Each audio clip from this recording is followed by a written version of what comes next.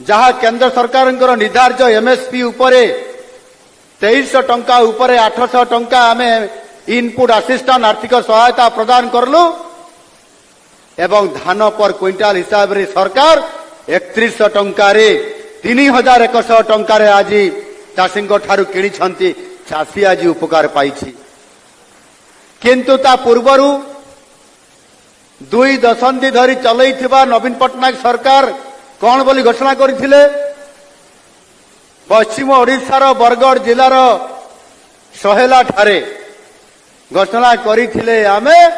चाषींकर दुख को दूर करबा पई पर क्विंटाल रे 100 टंका